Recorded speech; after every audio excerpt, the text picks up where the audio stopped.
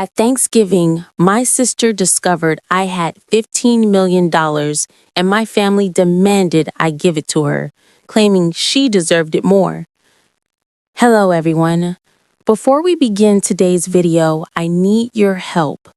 We've noticed that the channel is losing traction, and subscribing is one of the best ways you can help us. It's quick, free, and allows us to continue bringing you great content. Your support means everything. Let us keep this channel growing collectively. Thank you very much. Now let's begin the video. I'm using a throwaway account for obvious reasons, with certain specifics modified to preserve anonymity. So, I'm Sarah, a 38-year-old female, and I need to get this off my chest. Do you know those family dynamics in which one child can do no wrong while the other appears to be invisible? Yes, welcome to my life. Everything was very typical until I was 8. I was an only kid, and while my parents were not particularly warm and fuzzy, they were present, I suppose. Mom would help me with my homework, and Dad would occasionally take me fishing on Lake St. Clair. We weren't the Brady Bunch, but we were fine. Then came the night that would change everything. I recall my Aunt Catherine showing up at 2 a.m. and telling me to pack a suitcase because Mom was in the hospital. My sister Rachel was on her way, but something was wrong. She wasn't meant to arrive for another 2 months. The following few weeks were a flurry of hospital visits and hushed chats. Rachel was really little.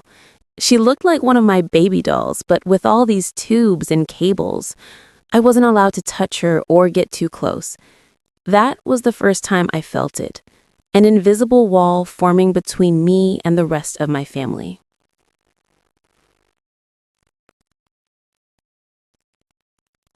When they eventually brought Rachel home, our house turned into a sterilized bubble. Mom had an obsession with germs. I'm talking industrial strength disinfection throughout, hand sanitizer stations in each room, and constant cleaning. The harsh odor of bleach still causes me distress to this day. But here's the bit that really messed me up. Whenever I showed the slightest symptom of illness, I was whisked off to either Grandma Marie or Aunt Catherine's house. I mean, every time. Sneeze once? Pack your bags. A mild cough? You're off to see Grandma. At first, I thought it was enjoyable. Grandma Marie would make cookies, and Aunt Catherine had a fantastic collection of Nancy Drew books that I was working my way through. But children are not stupid. After a while, you begin to understand what is actually going on. You are not being sent away on adventures. You are being handled as a threat, as if your entire existence could damage your beloved sister. I tried everything to gain their attention in a healthier manner. Honestly, everything. Got all A's? Mom would scarcely look up from Rachel's most recent doctor's appointment calendar. Won first prize in the scientific fair with a project about renewable energy. Dad just asked if I could store the display board in the garage since Rachel is allergic to cardboard dust. Is this even a thing? The real kicker came when I was 12. For months, I'd been practicing for the school talent show, teaching myself to perform Bridge Over Troubled Water on the piano. I know, it's a little too obvious. Rachel had a 99.1 degree Fahrenheit fever on the night of the show. Guess who did not have anyone in the audience? Meanwhile, 2 weeks later, the entire family, including both sets of grandparents, attended Rachel's 15-minute flute recital, during which she essentially killed hot cross buns. Rachel immediately learned how to use the system. By the age of 7, she had outgrown any real health difficulties, but that didn't stop her from performing. Headache? Must remain home from school. Feeling tired? Guess who should perform her tasks? Worried about a test? Mom would literally call the school to have the deadline extended. I began spending more and more time in my room, immersed in books about art history and antiques. It's funny how life works out sometimes. My room became my sanctuary, mostly because Rachel claimed she was allergic to my lavender air freshener, so it was the only place she wouldn't go. Do you know what is actually wrong?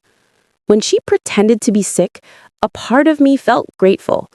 At the very least, I'd be taken to Grandma Marie, where someone would ask about my day or be interested in what I was about. Grandma was the one who sparked my interest in vintage jewelry. She had an incredible collection of costume pieces that she let me organize and catalog. I suppose I should have regarded it as prophetic. The worst thing wasn't even the clear favoritism. It was how they rewrote history to excuse their actions. Rachel just needs more attention because she had such a rough start. Sarah's always been so independent. Sarah understands that her sister has special needs. No, I did not comprehend. I was a child who didn't understand why having a good immune system made me less deserving of love. Looking back, I can see how these years shaped me. The persistent message that I was somehow unsafe or inconvenient to be around doesn't just go away. But hey, at least it taught me to be self-sufficient. When no one checks your homework or cares about your triumphs, you quickly learn to be your own cheerleader. High school. The majority of people either loved or loathed it. Me, I regarded it as a ticket out. While Rachel was establishing her drama empire in middle school, I was laying the groundwork for my own escape. And let me tell you, nothing inspires you to accomplish more than knowing that no one will do it for you. Remember how I said I spent hours sorting Grandma Marie's jewelry collection? That taught me a valuable lesson: the need for systematic organization and attention to detail. In high school, I approached everything with the same perspective. My desk at home resembled something out of an organization magazine. Color-coded notes, meticulously organized study plans, and everything in its place. Rachel teased me about it, calling me Rain Man. Very great, sis. But here's the thing about being invisible. No one is monitoring your failures or successes, so do whatever the heck you want.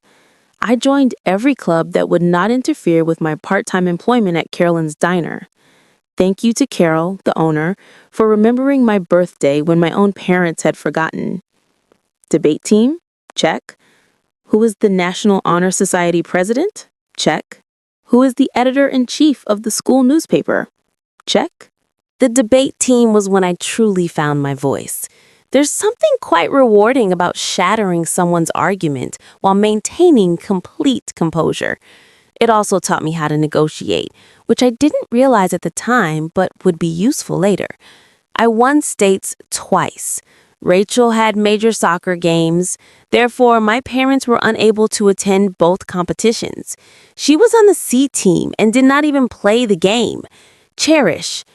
Junior year was when things truly became interesting. I took the SAT and received a flawless score. Not like, oh, pretty good, but perfect. I mean, perfect. 1,600. You know how many people receive that? Less than 1%. I remember staring at the results screen for almost 20 minutes, convinced it was an error. I rushed home to tell my parents. I realized this is stupid. Mom was in the kitchen assisting Rachel with her English homework. The conversation went something like this. Me, Mom, look, I got a perfect SAT score.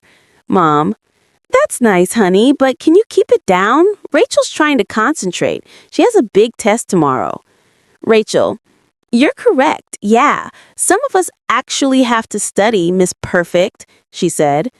Mom, Rachel, sweetie, don't stress. You're just a different kind of learner. I still have the hard copy of those SAT results someplace. Never got pens on the fridge. But Rachel's C+ in English, that infant received primo refrigerator real estate, complete with a "we're so proud of you" magnet. College applications. The college application procedure was interesting. I applied to 15 schools without informing anyone. I wrote all of my own essays, gathered my own recommendations, and handled all of the financial assistance paperwork myself. My guidance advisor, Mr. Chen, was the true MVP. My parents were too busy to help me with the FAFSA, so I stayed late after school. Then acceptances began to arrive. Harvard, Yale, Princeton, Michigan. And each one comes with a scholarship offer. I stored them all in a locked box under my bed, knowing what would happen if Rachel discovered them. They'd suddenly shift their focus entirely to her. But if Sarah goes to Harvard, I'll be all alone, or some nonsense like that. The day I received my full ride offer from Yale, Rachel joined JV cheerleading. Guess which one was celebrated with a family feast? Hint, I had microwave mac and cheese in my room while they went to the Olive Garden. But you know what? The scholarship was my golden ticket. Tuition, lodging, and board are all included, as is a book allowance. I could finally leave that house where I was either invisible or inconvenient. The day I received my acceptance package, I went to my favorite spot in the local library, a fourth-floor window seat overlooking the park, and grieved for an hour. Not sad tears, they were tears of relief. When I told my parents at supper that I was going to U Michigan, they were ecstatic. Michigan? But that's so far. What if Rachel needs you? Said Dad. I hope you're not expecting us to help with expenses. Rachel's cheerleading competitions are very costly, she replied. Rachel is crying. Oh my God, finally! Can I have your room? I need space for my TikTok videos. The summer before college, I worked double shifts at Carolyn's diner to save money. Carol, bless her heart, always gave me additional tips and made sure I got to take home leftover pie at the conclusion of my shifts. She also taught a vital skill: how to recognize genuine people in a society full of fakes. Baby, she'd tell me, in diners and in life, the ones making the most noise usually have the least to say. Move-in day at U Michigan. My folks couldn't attend because, surprise, Rachel had a cheerleading competition. Aunt Catherine drove me instead, helped me set up my dorm room, and gave me a $500 envelope. Your Grandma Marie wanted you to have this, she told me. She's so proud of you. Later, I learned that Grandma had been saving that money from her Social Security checks for months. That first night in my dorm room, I promised myself I was going to create such a wonderful life that being overlooked would be inconceivable. Not for vengeance, nothing to prove to my family, but what about the 8-year-old girl who used to get sent to Grandma's house for sneezing? College and the beginning of something new. College went by in a flurry of all-nighters, instant ramen, and heavenly independence. I graduated summa cum laude from the University of Michigan. Not that my folks noticed. They were too busy helping Rachel transfer to her third college in 2 years. But this is where the plot takes an unexpected turn. I got an entry-level job at Everett and Phillips Auction House in Detroit. I won't use the real name for obvious reasons, but if you're in the business, you probably know who I'm talking about. A genuine high-end establishment, many old money clients, that type of transaction. I began with their estate sales business, which involved documenting the belongings of wealthy individuals after their deaths. Not exactly glamorous, but it paid the bills. The breakthrough. My first several months were very standard, logging countless china sets, categorizing vintage furniture, and so on. Next followed the Kingston estate. Mrs. Kingston was an elderly widow who had died with no children, leaving behind what everyone assumed was a huge collection of costume jewelry. Rooms filled with the material. This is where those hours at Grandma Marie's came in useful. I'm looking through this stack of jewelry when something catches my attention. It's an Art Deco brooch. Nothing really showy, yet something about it felt different. The weight was unsuitable for costume jewelry. The clasping mechanism was far too complex for a copycat. I believe I spent my whole lunch break that day researching old jewelry markers and signatures. I ended up staying late at the office to use the company's membership to several antique jewelry databases. The more I looked, the more certain I got that this was not costume jewelry. It was the real stuff. The problem was, I was the new girl. Nobody would believe me if I claimed we had a potential treasure on our hands. So I did what the debate team taught me. I meticulously prepared my argument. I spent 2 weeks during lunch breaks and evenings learning everything I could about Art Deco jewelry authentication. I even used some of my pitiful excuse for savings to pay for an online gemology course. Finally, I mustered the guts to approach my boss, Mr. Harrison. I brought the entire presentation, which included comparative images, historical documentation, and the works. The conversation went something like this. Me: Sir, I think we might have something significant in the Kingston collection. Harrison, scarcely looking up from his phone. Sarah, we've already cataloged those as costume pieces.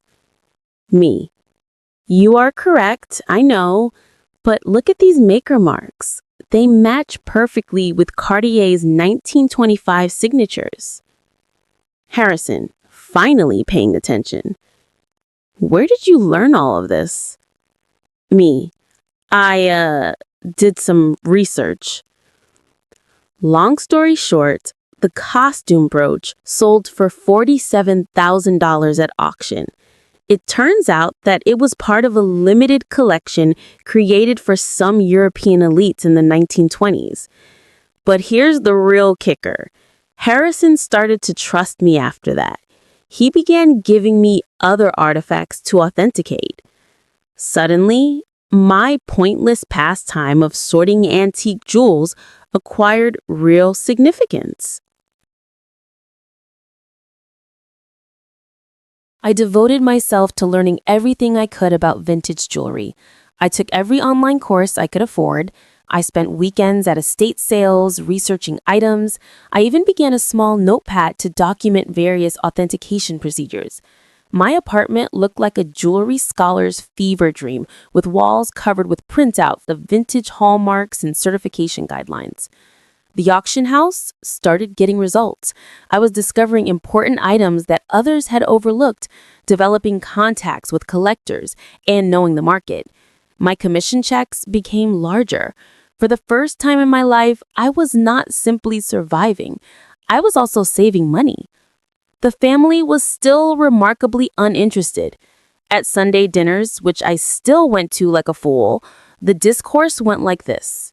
Mom: Sarah's still at that antique shop, right? Me: auction house. And yes, actually, I just authenticated a rare Tiffany piece.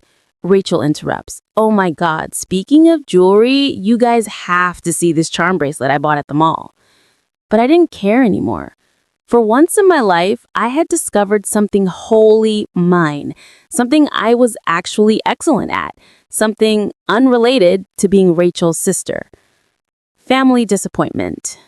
Then came the Rothschild collection. This was about 2 years into my employment at the auction business. A massive estate, old money family. There's a lot of buzz in the industry. I was part of the team that cataloged their jewelry collection, and that's when I noticed it. A fairly commonplace Art Nouveau piece that everyone else had missed. I spent 3 days investigating it. I barely slept. It turned out to be a piece from a famous French jeweler's private collection, which was supposed to have been lost during World War II. When it sold at auction for $238,000, Harrison summoned me to his office. I believed I was being promoted. Instead, he said something that completely changed the situation. Sarah, You're wasting your talent here. You should be running your own authentication business.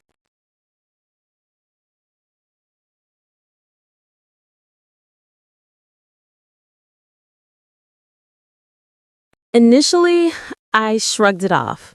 Me? Start a business? With what money? However, the notion took root. I began doing modest freelance authentication projects on the side. Word spread that I had a terrific eye. Private collectors began contacting us directly.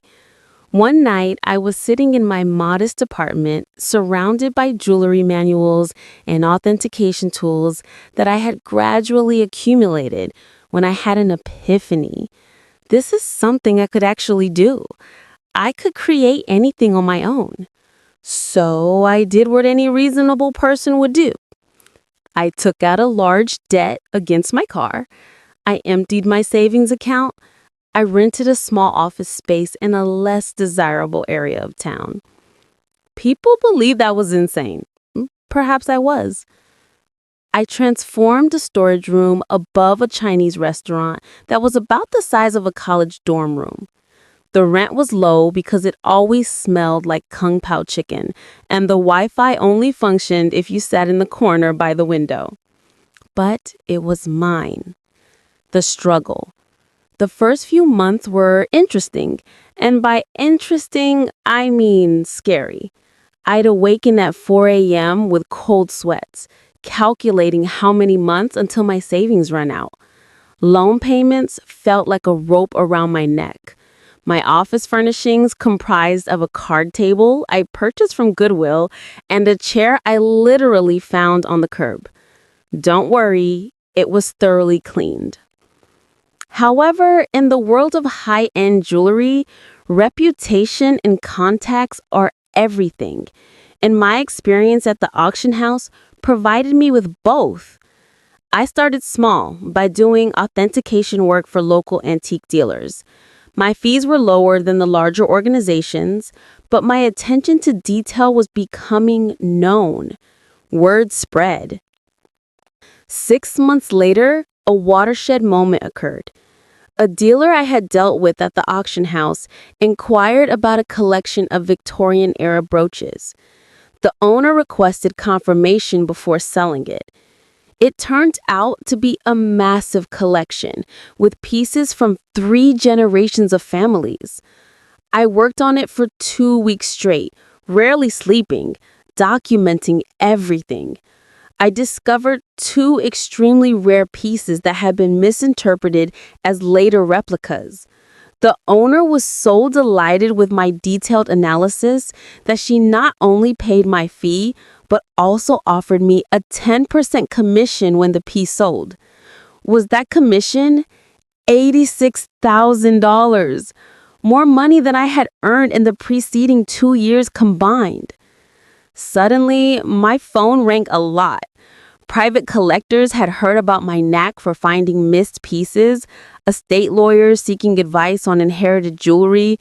Even my previous auction house began sending me authentication work.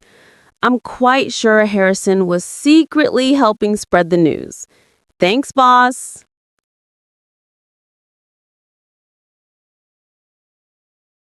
Scaling up. By year 2, I'd hired my first employee, Jenna, a fresh gemology graduate who reminded me much too much of myself at that age. She was extremely intelligent, yet she was neglected since she was quiet. She is now my head of authentication and is well worth her weight in gold. The firm expanded quicker than I could have predicted. We moved to a proper office downtown. Goodbye, Kung Pao chicken odor. We created a team of specialists. I've earned a reputation for finding misplaced items. You wouldn't believe how many important historical jewelry items get misinterpreted as costume jewelry in people's attics. Keeping it secret from my family. However, success came with its own set of obstacles. The bigger we became, the harder it became to keep it a secret from my family. They still thought I worked in an antique shop. Rachel would make these sarcastic remarks during family dinners. Sarah, I have some old jewelry I was going to donate to Goodwill. Maybe your little shop would want it. Me having just authenticated a $1.5 million Fabergé item that morning. Sure, I'll look into it. Mom continues to introduce me to everyone. This is my other daughter. She works with old jewelry or something. Meanwhile, I was quoted in Forbes, luckily under my company name, and we had recently built our third office. What's strange about it? Keeping the secret became almost enjoyable, like this private joke with myself. I'd sit at Sunday dinner in my Target discount outfit, really Chanel, listening to Rachel speak about her entry-level marketing job, knowing I'd just closed a deal for more than her annual income. I even started playing tiny games with myself, such as wearing authentic Harry Winston pieces to family gatherings and seeing whether anyone noticed. They never did. Rachel once spent 20 minutes showing off her expensive $200 Michael Kors watch. I was wearing a vintage Patek Philippe that cost more than her automobile. Managing growth. However, the real challenge was managing growth. By year 5, we'd established offices in Detroit, Chicago, and New York. I spent more time on airplanes than in my own bed. We built a reputation for discretion. It turns out that many wealthy people want their jewels verified without the rest of the world knowing. The money was enormous. For example, we needed to hire a large team of financial advisors. Nonetheless, I maintained a relatively modest lifestyle. I purchased a nice but not flashy house in a desirable neighborhood. I drove a high-end but not obvious car. The only place I truly splurged was my home office. Advanced authentication equipment, the most effective security system money can buy, and a custom-built vault to make Fort Knox envy. What's with the irony? They believed I was being frugal by helping them. Mom would remark things like, "It's so sweet of Sarah to help out. She must be eating nothing but ramen to manage it."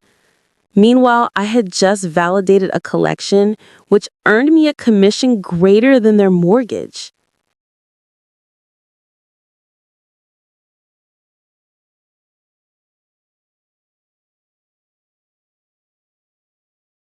You know what's strange about success? The more you have, the more difficult it is to explain to others who have always perceived you as inferior. It's like explaining color to someone who has only seen black and white. They lack the necessary context. But by this stage, my company was doing really well. We had the Midwest's high-end jewelry authentication industry cornered, and our reputation was solid gold. Pun intended. But every Sunday, I'd travel to my parents' house for dinner, playing Sarah, the modest antique shop worker. The cognitive dissonance was becoming ludicrous. I'd spend my mornings on conference calls with Dubai collectors, my afternoons authenticating million-dollar pieces, and my evenings at my parents' house in carefully chosen normal clothes, eating Mom's overcooked pot roast while Rachel ate the conversation with stories about her latest marketing triumph. Usually something like bringing her boss's coffee without spilling it. A defining moment. One Sunday is very memorable in my mind. I had just completed a huge transaction, authenticating a missing Cartier piece that had been resting in someone's safe deposit box for 40 years. Was it just the commission? 7 figures. I drove directly from the meeting to my parents' place, still euphoric from the successful authentication. "Sarah, honey, is everything okay? Your clothes are looking a bit worn," she said. "Oh, trying to save money," I said, wearing a $3,000 cashmere sweater that I had purposefully chosen for its subtle appearance.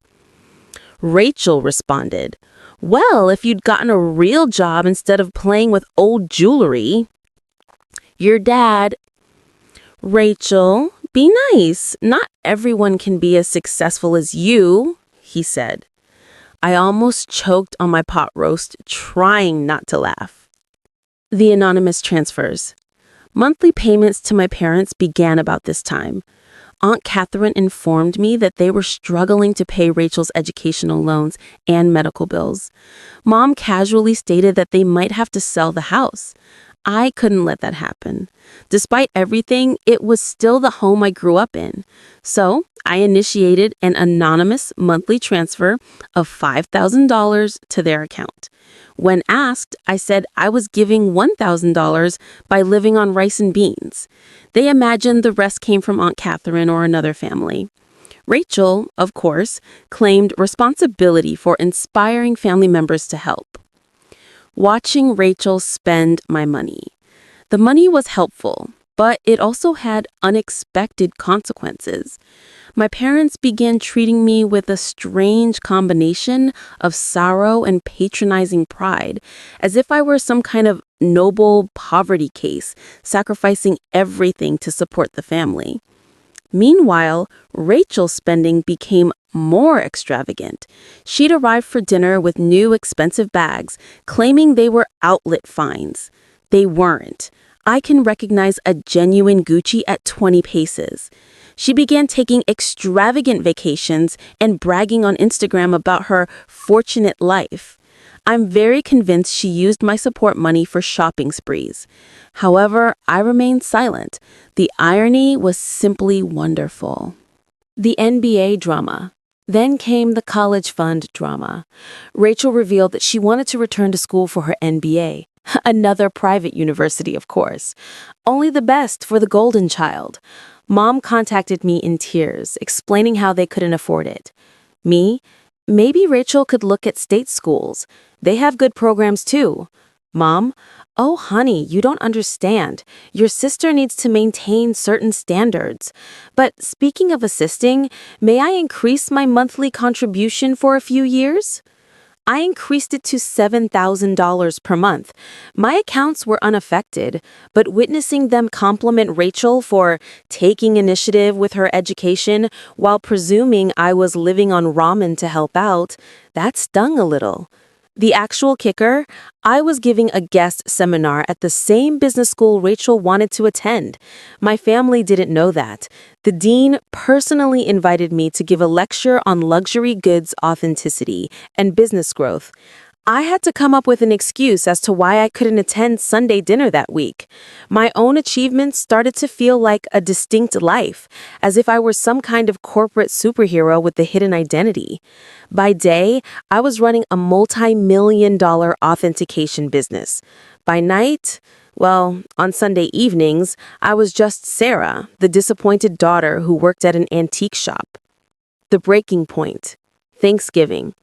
The weight of the untruth was becoming heavier. Rachel made rude remarks about my career on multiple occasions. Each time, Mom apologized to her friends for my modest lifestyle. Every time Dad suggested I get a real job. I believe I always knew it would end dramatically. I just didn't expect it to implode so spectacularly on Thanksgiving. It began 2 weeks before the holiday. Mom called weeping about her back discomfort. She had been diagnosed with a herniated disc, and the notion of cooking Thanksgiving dinner for 20 guests overwhelmed her. Now, I'd like to tell you that I offered to help purely out of goodwill, but really, I became tired of pretending her dried turkey was appetizing. Me? Why don't I handle the food this year? I can have it catered. Mom? Oh, honey, we can't afford a caterer. Me? Don't worry about the cost. I've been saving up. Mom, concerned, you're not taking out a loan, are you? I coordinated everything with the high-end catering firm that I use for business gatherings.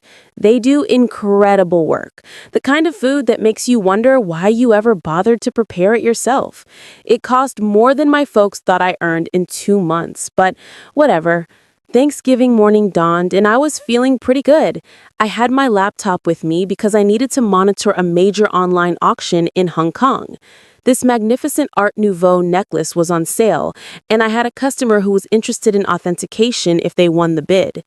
The lunch arrived on schedule and everything was properly prepared. Rachel, of course, had to respond. "Store-bought stuffing? Really, Sarah? Mom's is so much better," inquired Rachel. This is from the girl who once set off the smoke alarm while making toast. Mom was apologizing to everyone for not cooking herself, but you could tell they were enjoying the meal. Rachel shut up after tasting the maple-glazed Brussels sprouts, which, by the way, cost more per plate than her weekly grocery budget. I stepped away from supper and dessert to check my laptop. The auction was getting intriguing, and I needed to be prepared in case my client won. I set up in my old bedroom, which Mom had kept the same since high school. In the meantime, Rachel's room had undergone 3 renovations. That's when everything went wrong. I had left my authentication program running, with many tabs open that displayed various accounts and current agreements. Rachel came in without knocking, some things never change, to borrow my phone charger. She saw my laptop screen and realized this was her chance to finally expose how pathetic her older sister was. "Let's show everyone what Sarah's really been up to," said Rachel, smirking. Before I could stop her, she took my laptop and walked into the dining room. The big reveal. Picture this. 20 people, including aunts, uncles, cousins, and my parents, filled with gourmet turkey and half drunk on pricey wine, which they mistook for Trader Joe's. Rachel's reaction.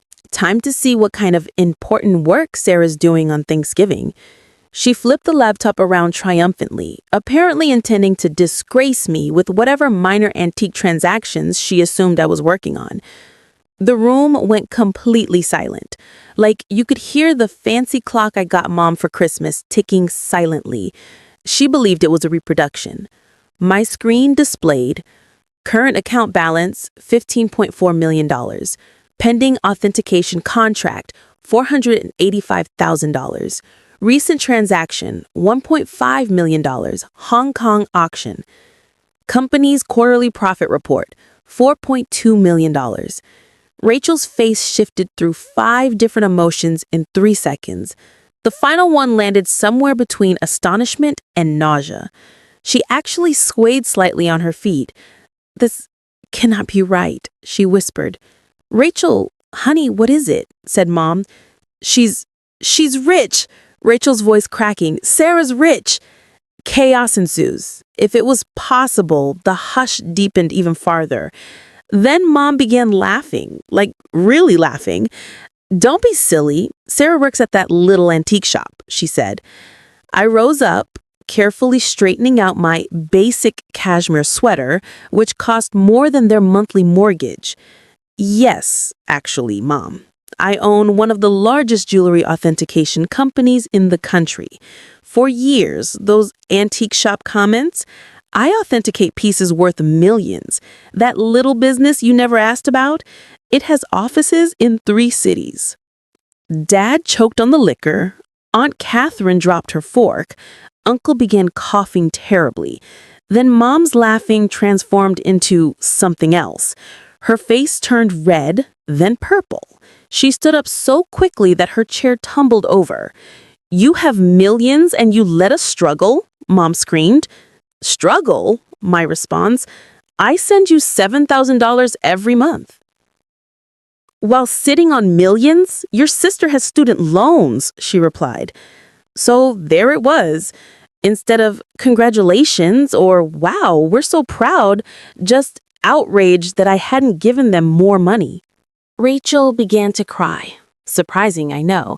Sobbing about how she deserved to know and how I had betrayed the family. Dad joined in. "My dad, how could you be so selfish? We, your parents, we raised you." That was when I lost it. Years of being disregarded, years of dismissal, years of being considered a family disappointment, everything poured forth. Raised me? You shipped me off to grandma's every time I sneezed. You missed every achievement, every award, every milestone because Rachel might feel left out. You never saved a penny for my college but took out loans for her private school. And now you're mad that I built something for myself? The following 5 minutes were chaotic. Mom screamed about family obligations. Dad is yelling about ungrateful children. Rachel alternated between sobbing and demanding to know just how much money I had. Meanwhile, the fancy catering team attempted to serve dessert while seeming exceedingly uncomfortable.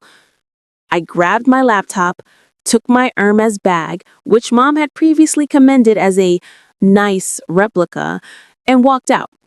Behind me, I could hear Mom discussing how to spend my money, something about Rachel's MBA and a new car. As I went home in my sensible automobile, a limited edition BMW, my phone started filling up with texts.